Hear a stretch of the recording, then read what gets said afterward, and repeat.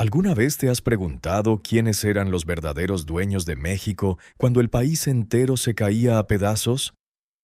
Mientras las balas de Villa y Zapata silbaban en el aire, existía un grupo selecto de apellidos que no solo sobrevivieron a la revolución, sino que la financiaron, la manipularon y al final se quedaron con el botín. No estamos hablando de generales con sombrero de paja, sino de hombres con levita de seda que controlaban el destino de millones desde sus mansiones en el Paseo de la Reforma. Hoy vas a conocer a las familias más poderosas de la Revolución Mexicana, los científicos de Porfirio Díaz, los reyes del Enequén y los varones del acero. Descubriremos si su fortuna fue fruto del ingenio o del abuso más cruel. Antes de desenterrar estos secretos de sangre y oro, suscríbete al canal y activa la campana. Estas historias suelen borrarse de los libros de texto. Cuéntame en los comentarios.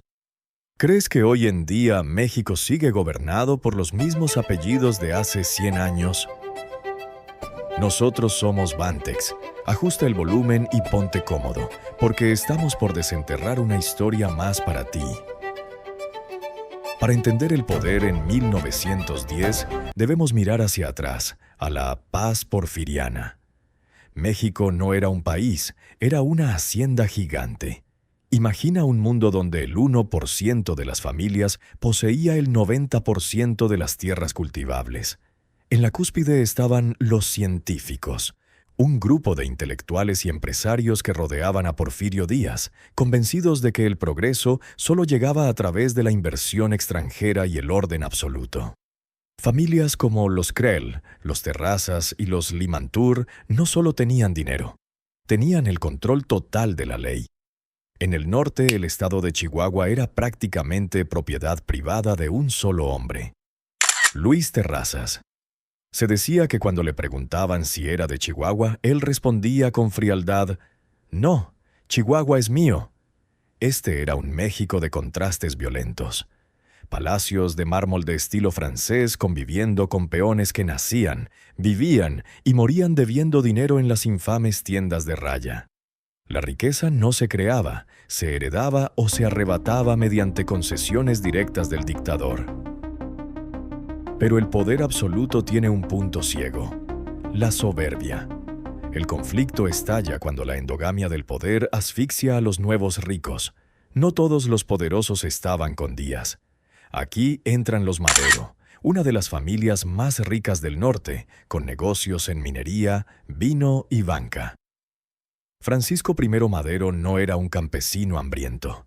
Era un millonario educado en Francia y Estados Unidos que entendió que el sistema de Díaz ya no dejaba espacio para nadie más.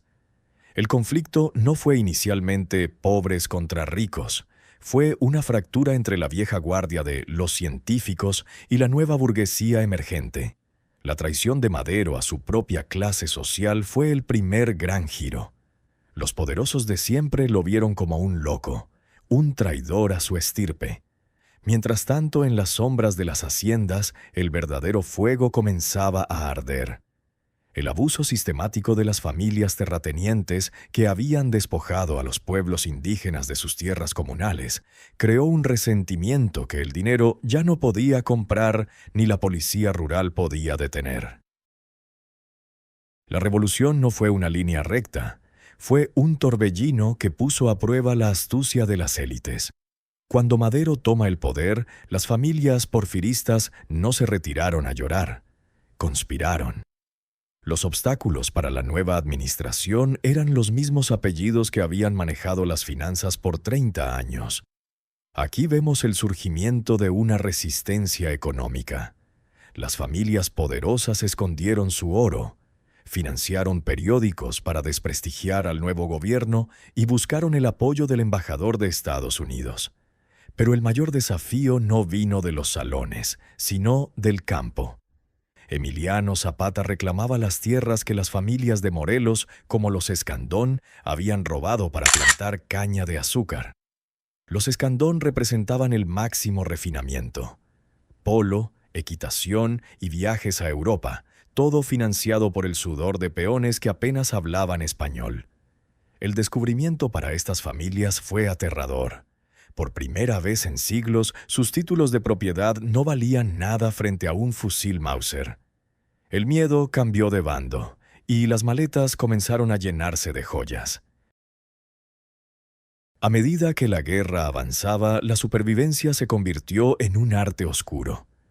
¿Cómo mantienes tu fortuna cuando el país está en llamas? Algunas familias, como los terratenientes del noreste, pactaron con ambos bandos. Le daban ganado a Villa para que no quemara sus casas y al mismo tiempo enviaban dinero al ejército federal. El ritmo de la historia se acelera. Trenes cargados de plata cruzando la frontera hacia El Paso, Texas, mientras los generales revolucionarios comenzaban a descubrir que ser poderoso también les gustaba a ellos. Surge una nueva casta: los generales empresarios. Hombres que ayer eran campesinos y hoy tomaban las mansiones de los científicos para convertirlas en sus cuarteles. La tensión era insoportable para la vieja aristocracia. Ver a un ex bandido como Pancho Villa durmiendo en sábanas de lino de la familia Terrazas era el fin del mundo que conocían. Las alianzas se rompían cada semana. Los Madero, que intentaron conciliar, terminaron pagando el precio más alto en la decena trágica, víctimas de la traición de los mismos intereses que intentaron reformar. El momento de máxima tensión ocurre cuando el sistema financiero colapsa y la moneda ya no vale nada. Es el año de 1915, el año del hambre. Mientras el pueblo muere de tifus y desnutrición en las calles, las familias poderosas que decidieron quedarse juegan su última carta: el control de los suministros básicos. En este punto, la revolución ya no es solo por la tierra, es por el control total de México. El clímax llega cuando los generales victoriosos, como Obregón y Calles, deciden que la única forma de pacificar el país es creando una nueva élite. Las antiguas familias porfiristas son forzadas al exilio o a entregar gran parte de sus posesiones a cambio de inmunidad. Es el choque final entre el México feudal y el México institucional.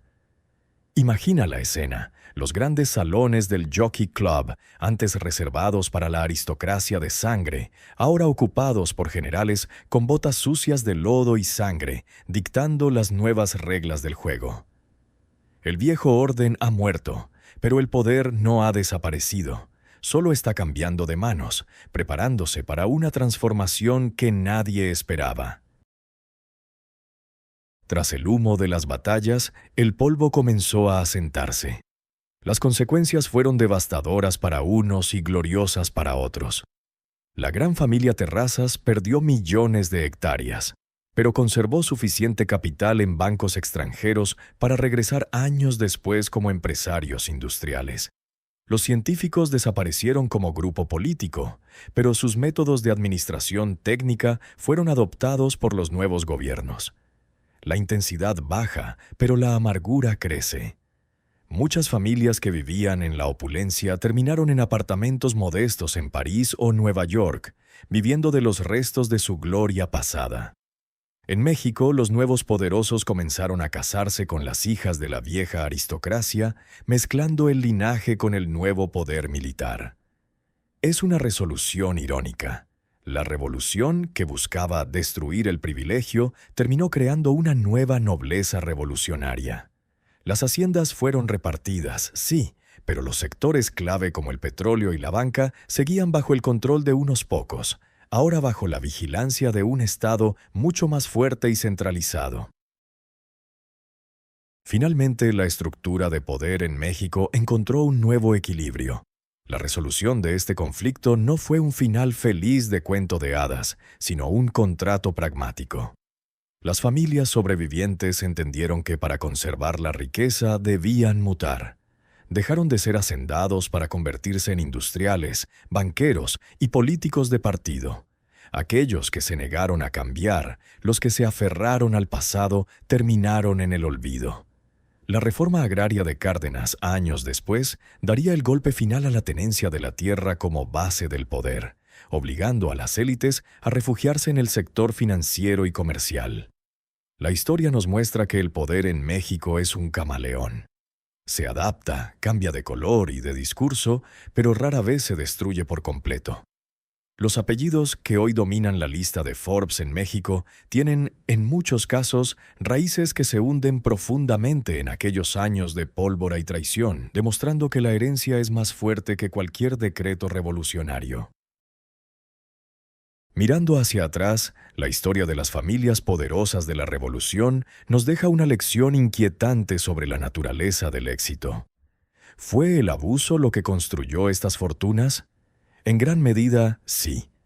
La explotación del peonaje y el tráfico de influencias fueron los cimientos de los palacios del Porfiriato. Pero también hubo una visión de modernidad que, aunque excluyente, sentó las bases de la infraestructura del país. La gran tragedia mexicana es que la revolución cambió las caras, pero no siempre los métodos. La herencia de aquel poder sigue viva en la desigualdad que vemos hoy. Reflexionamos sobre cómo el trauma de la guerra moldeó una mentalidad de supervivencia en la clase alta mexicana. Una mezcla de discreción extrema y una conexión casi mística con el poder político. Estas familias no solo heredaron dinero, heredaron un manual de instrucciones sobre cómo navegar el caos y salir siempre en la cima. Es una narrativa de resiliencia oscura que nos obliga a preguntarnos qué tan libre es realmente una sociedad donde el pasado tiene raíces tan largas. Hoy, los fantasmas de los Terrazas, los Krell y los Madero caminan por las mismas calles, aunque ahora vistan trajes de diseñador y manejen fondos de inversión. La Revolución Mexicana fue un incendio que quemó la casa, pero dejó los cimientos intactos. Al final del día, las familias más poderosas no fueron las que tenían más tierras, sino las que entendieron antes que nadie que el verdadero poder no está en lo que posees, sino en a quién conoces y qué tan rápido puedes evolucionar. Esta es la crónica de un México que se resiste a morir y de una élite que sabe que, para que todo siga igual, todo debe cambiar. Gracias por acompañarme en este viaje al corazón del poder y la ambición. Si esta historia te ha movido algo por dentro, no olvides compartirla con alguien que crea que la historia es aburrida. Nosotros somos Bantex. Y recuerda, para entender el presente hay que seguir el rastro del dinero en el pasado. ¿Te gustaría que analizáramos la fortuna de alguna familia específica en un próximo video? Déjalo en los comentarios. Nos vemos en la próxima historia.